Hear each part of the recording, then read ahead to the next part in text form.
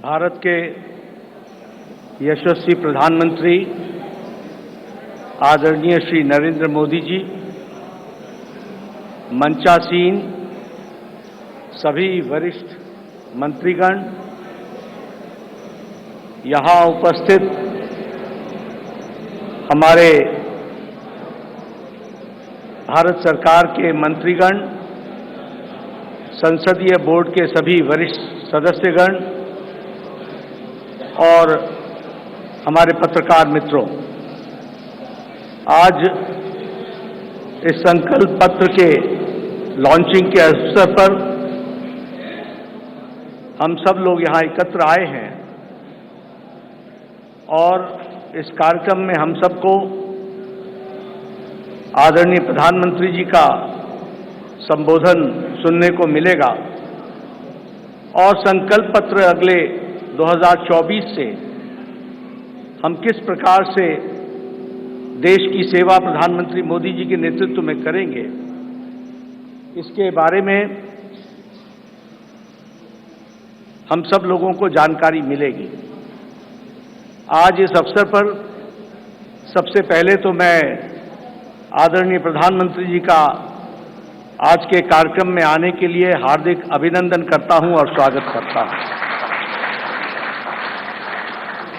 प्रधानमंत्री जी जब भी पार्टी की कोई भी गतिविधि होती है, उस गतिविधि के साथ वो अपने आप को जोड़ते हैं और जैसा मैंने पहले भी कहा है कि तमाम प्रधान प्रशासक होने के नाते जिम्मेवारियों को निभाते हुए पार्टी उनकी हमेशा पहली प्रायोरिटी रही है और पार्टी को वो हमेशा जब भी हमने समय मांगा तो उनका मिला है।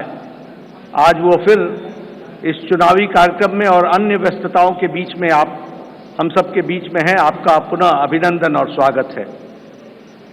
आज भारत रत्न डॉक्टर भीमराव अंबेडकर जी की जन्म जयंती है। हम सब की ओर से उनको श्रद्धांजलि पूर्वक नमन। और हम सब जानते हैं कि डॉक्टर अंबेडकर जी ने अपना सारा जीवन सामाजिक न्याय के लिए पूरी ताकत के साथ सामाजिक न्याय की लड़ाई उन्होंने जीवन भर लड़ी।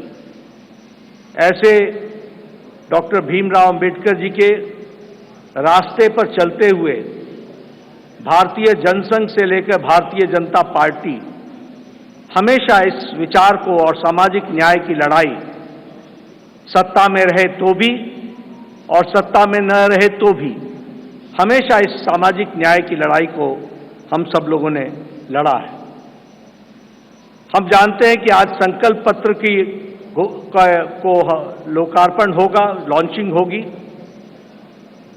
लेकिन हम सबको यह भी ध्यान में रखना चाहिए कि भारतीय जनता पार्टी और शुरू में जनसंघ काल से लेकर यह वैचारिक अधिष्ठान आइडियोलॉजिकल बेस्ड पार्टी होने के नाते एक विचारों को लगातार आगे बढ़ाते हुए उस वैचारिक अधिष्ठान की यात्रा में हम सब लोग सम्मिलित हैं और हर बार जब चुनाव आता है तो उसी वैचारिक यात्रा को आगे बढ़ाने का क्रम हम सब लोगों ने किया है और उसको आगे बढ़ाया है।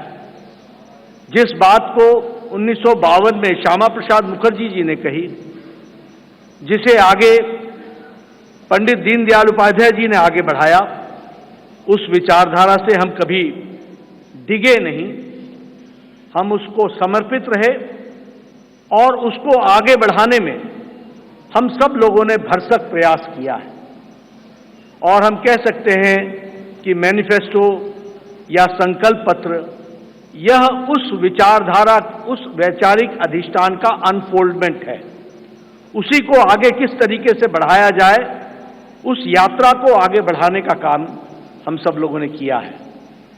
हम सब जानते हैं एक समय में हमने एकात्म मानववाद की बात कही, उसी को आगे हम लोगों ने जब हम सरकार में आए तो अंत्योदय के रूप में हम लोगों ने उसको स्थापित किया और प्रधानमंत्री मोदी जी ने उसको सरल भाषा में सबको समावेश करते हुए और सबकी भाषा में उसको सबका साथ, सबका विकास, सबका विश्वास, सबका प्रयास से जोड़ते हुए नीतियों को आगे बढ़ाने का काम किया। मुझे याद है कि 2014 में जब प्रधानमंत्री मोदी जी संसदीय दल के नेता सेंट्रल हॉल में चुने गए थे, तो उस समय उन्होंने बड़े स्पष्ट शब्दों में कहा था कि हमारी सरकार गरीब को समर्पित है, हमारी सरकार गांव के विकास को समर्पित है, हमारी सरकार जो समाज के अंतिम पायदान पर खड़ा व्यक्ति है उसको समर्पित है। और उसी को कार्य रूप देते हुए 2014 से एक लंबी यात्रा करते हुए पिछले 10 वर्षों में प्रधानमंत्री मोदी जी के नेतृत्व में देश ने इन सारे आयामों को बखूबी जनता को, गांव गरीब की चिंता करते हुए उसको आगे बढ़ाने का काम किया है। मित्रों, मैं यहां एक बात और भी कहना चाहता हूं कि जब देश की जनता क्लियर मैंडेट देती है तो नतीजे भी बड़ी स्पष्टता के साथ आते हैं। हम सब लोग जानते हैं कि 2014 में प्रधानमंत्री मोदी जी के नेतृत्व में हमारा वोट शेयर 31% पहुंचा, 282 सीटें हमने लोकसभा की जीती। और 2019 में प्रधानमंत्री मोदी जी के नेतृत्व में हमने अपना ही रिकॉर्ड तोड़ा और हमारा वोट शेयर 37.3% तक पहुंचा और हमारा वो सीट शेयर 303 सीटें हम लोगों ने लोकसभा में जीती। हम ये कह सकते हैं कि इस क्लियर मैंडेट को प्रधानमंत्री मोदी जी ने गांव के लिए, गरीब के लिए, वंचित के लिए, दलित के लिए, हमारी महिलाओं के लिए, हमारे युवाओं के लिए, हमारे किसान भाइयों के लिए और हमारे वंचित भाइयों के लिए उनको समर्पित किया। और उसी तरीके से अगर मैं गांव की बात करूं तो आज गांव, मैं यहां प्रधानमंत्री जी थोड़ा समय जरूर लेना चाहूंगा, लेकिन मुझे याद है 1993 में मैं पहली बार विधायक बना था। उस समय हमें अपने विधानसभा क्षेत्र में लगभग 90% के गांवों को घूमने के लिए पैदल जाना पड़ता था। आज हम कह सकते हैं कि ग्रामीण सड़क 3,80,000 किलोमीटर की ग्रामीण सड़कें बनी हैं, ऑल वेदर रोड बना और ऑल वेदर रोड के माध्यम से पक्की सड़कें बनी हैं। आज हमारे इलाकों में कोई ऐसा गांव नहीं रहा जहां हम पक्की सड़क से पहुंच नहीं सकते हैं। यह बदलता भारत की तस्वीर हमने देखी है। उसी तरीके से अभी अभी 60,000 नए गांवों को पक्की सड़कों से जोड़ने का काम हुआ है और ऑल वेदर रोड्स बनी हैं। कभी हमने कल्पना नहीं की थी कि गांव का सशक्तिकरण होगा, कभी गांव में भी कोई ऑप्टिकल फाइबर पहुंचेगा, लेकिन आज मुझे खुशी है कि आपके नेतृत्व में 2 लाख पंचायतों को आपके नेतृत्व में ऑप्टिकल फाइबर से जोड़ दिया गया है और उनको भी इंटरनेट फैसिलिटीज के साथ जोड़ा गया है। गरीब कल्याण की बात करें तो एक समय में यह असंभव सी बात लगती थी कि हम गरीब तक अन्न पहुंचा सकेंगे, लेकिन आपने त्रासदी में भी अवसर ढूंढ करके प्रधानमंत्री गरीब कल्याण अन्न योजना की स्कीम को आगे बढ़ाया। 80 करोड़ की जनता को या तो 5 किलो गेहूं या 5 किलो चावल या 1 किलो दाल ये देने की व्यवस्था की।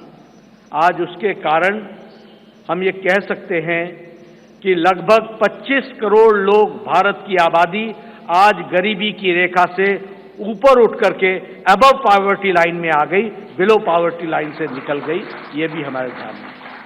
और इंटरनेशनल मॉनिटरी फंड के अनुसार अति गरीबी भारत में अब 1% से भी कम हो गई है, 0.08%, 7% पर लाकर के खड़ा किया है।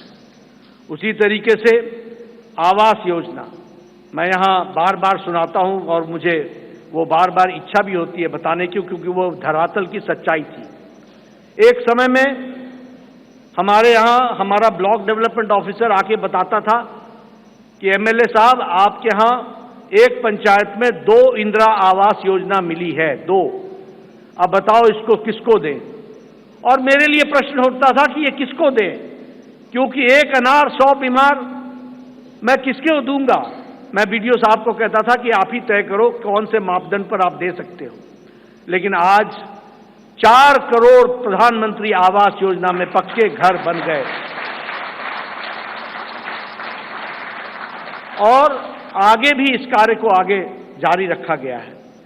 उसी तरीके से महिलाओं की चिंता की बात करें, आज जनधन खाते में 50 करोड़ में से 55.5% जनधन खाते महिलाओं के नाम पर खाते खुले हैं, यानी महिलाओं का सशक्तिकरण हुआ। यह भी हमें ध्यान में रखना चाहिए। उज्ज्वला योजना, ये योजना आप सब लोग शहर में रह करके आपको लगता होगा हाँ गैस का सिलेंडर मिल गया, लेकिन ये इतनी ही छोटी कहानी नहीं है। हमारी बहनें गांव में 5 बजे सुबह उठती थी, जंगलों में जाती थी, लकड़ियां काटती थी, आकर के चूल्हा जलाती थी, फूकनी से फूक फूक करके चूल्हा जलाती थी, धुआं को अपने छातियों पर लेती थी, रेस्पिरेटरी सिस्टम डिसऑर्डर होता था और आंखों में पानी आता था और घंटों के बाद वो जाकर के चाय बना पाती। 30 साल से राजनीतिक कारणों से नारी शक्ति वंदन और महिलाओं का रिजर्वेशन पर राजनीति होती रही फॉर 30 इयर्स। 30 साल कोई कुछ नहीं हुआ, लेकिन प्रधानमंत्री मोदी जी की फिर से इच्छा शक्ति और आप सबका सहयोग, 30 साल से जो कार्य नहीं हुआ वो 3 दिन के अंदर प्रधानमंत्री मोदी जी ने नारी शक्ति वंदन विधेयक को पारित करके, और अगली बार लोकसभा में 2029 में हम 33% सांसद हमारी महिलाएं बहनें होंगी, यह भी हम देखने वाले हैं। इस तरीके से कार्य मैं मजबूत नेतृत्व का एक प्रमाण और एक विषय जरूर आपसे चर्चा करना चाहूंगा। ये कोविड जब आया तो शायद ये शताब्दी का सबसे बड़ा पेंडेमिक था। दुनिया नहीं जानती थी कि इस पेंडेमिक से कैसे लड़ा जाएगा। दुनिया के नेतृत्व भी नहीं जानता था कि इस पेंडेमिक से कैसे लड़ा जाएगा। आपको पता है बड़े बड़े विकसित देश अपने निर्णय प्रक्रिया में वह भी डमाडोल हो गए, वह भी लड़खड़ा गए, वह भी नहीं तय कर पाए कि मानवता जरूरी है या अर्थशास्त्र जरूरी है, आर्थिक विषय जरूरी है या मानवता जरूरी है, ह्यूमैनिटी जरूरी है या इकोनॉमी जरूरी है। और बहुत से देश, विकसित देश, लॉकडाउन लगाएं कि नहीं लगाएं, लगाएं कि नहीं लगाएं, इस बीच में वो पेंडुलम की तरह डोलते रहे। लेकिन प्रधानमंत्री मोदी जी का नेतृत्व, मजबूत इरादे, दूरदृष्टि, इस बात को ध्यान में रख करके उन प्रधानमंत्री जी ने कहा जान है तो जहान है, और लॉकडाउन लगाया। और जहां हमारा देश कोरोना से लड़ने के लिए तैयार नहीं था, वहीं 2 महीने के अंदर कोरोना से लड़ने के लिए प्रधानमंत्री जी ने देश को तैयार किया और फिर कहा जान भी है और जहान भी है, और फिर लॉकडाउन को हटाते हुए और दुनिया के नेतृत्व ने और दुनिया के लोगों ने इस बात को माना, इस बात का लोहा माना कि प्रधानमंत्री मोदी जी का कोरोना से लड़ने का स्ट्रैटेजी और उनका तरीका दुनिया में स्थापित हुआ कि वह सबसे अच्छे तरीके से मानवता के लिए कार्य किया गया। इस बात को भी हमने देखा। मैं बार बार इस बात का जिक्र करता हूं, हम तो हमेशा रिसीविंग एंड पे रहते थे। इस देश में ट्यूबरक्लोसिस की दवा 25 साल बाद आई, कोई दवा 28 साल बाद आई, टेटनस की दवा 30 साल बाद आई, जापानीज इंसेफ्लाइटिस की दवा यहां 100 साल बाद आई। लेकिन कोरोना, प्रधानमंत्री जी ने 20 अप्रैल 2020 को टास्क फोर्स बैठाया और 9 महीने के अंदर 2 वैक्सीन दी और 220 करोड़ डोज दे करके देश के लोगों को बचाने का भी काम किया, और देश के साथ साथ दुनिया को भी वैक्सीन मैत्री में 100 देशों को भी हमने वैक्सीन पहुंचाई, यह भी हम लोगों ने देखा। और डबल डोज के बाद बूस्टर भी लगा, यह भी हमने देखा। मैं यहां यह भी बता देना चाहता हूं कि यह सबसे तीव्र गति से चलने वाला वैक्सीनेशन प्रोग्राम था। 220 करोड़ की जनता को डबल डोज लगाना, यह सबसे तीव्र गति और डिजिटली इसको सपोर्टेड प्रोग्राम रहा, यह भी हमने देखा। मित्रों, हमारे अभी आदरणीय राजनाथ जी मैनिफेस्टो और संकल्प पत्र के बारे में आपके सामने सारी बातें रखेंगे, लेकिन मैं इतना जरूर कहना चाहता हूं कि 10 साल इस बात का प्रमाण है कि देश ने इस बात को माना है कि मोदी की गारंटी गारंटी पूरी होने की गारंटी है, इस बात की गारंटी है।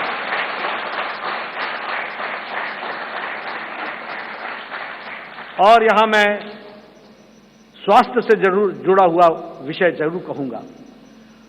मैं जब स्वास्थ्य मंत्री प्रधानमंत्री मोदी जी ने बनाया 2014 में, और जब मैं वर्ल्ड हेल्थ असेंबली में गया तो वहां हमारे बारे में ऐसा सोचा जाता था कि ये one of the following countries हैं, ये फॉलो करने वाले देश हैं। और उस समय बात चल रही थी यूनिवर्सल हेल्थ कवरेज की, यूएचसी की बातचीत चल रही थी। हमने भी नहीं सोचा था कि हम यूएचसी में कभी कुछ कर सकेंगे, लेकिन मोदी जी ने आयुष्मान भारत, ये सबसे बड़ा हेल्थ कवरेज प्रोग्राम, 50 करोड़ लोग, 50 से 55 करोड़ लोगों को 5 लाख रुपए का हेल्थ कवर गंभीर बीमारियों से लड़ने का, और आज वो सबसे बड़ा हेल्थ कवर प्रोग्राम बन गया दुनिया का, वह भी हमने देखा। और उसके अगली बार जब मैं वर्ल्ड हेल्थ असेंबली में गया तो सबने कहा please tell us something about Ayushman Bharat.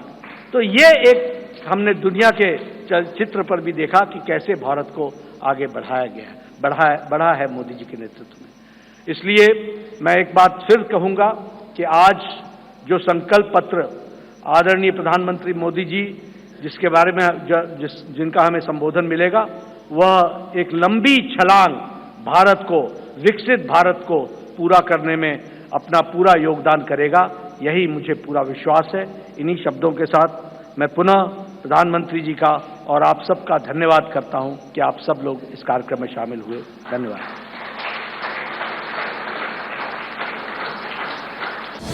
ಅನುಕ್ಷಣದ ಸುದ್ದಿಗಳಿಗಾಗಿ ವಿಸ್ತಾರ ನ್ಯೂಸ್ ಯೂಟ್ಯೂಬ್ ಚಾನೆಲ್ ಸಬ್ಸ್ಕ್ರೈಬ್ ಮಾಡಿ.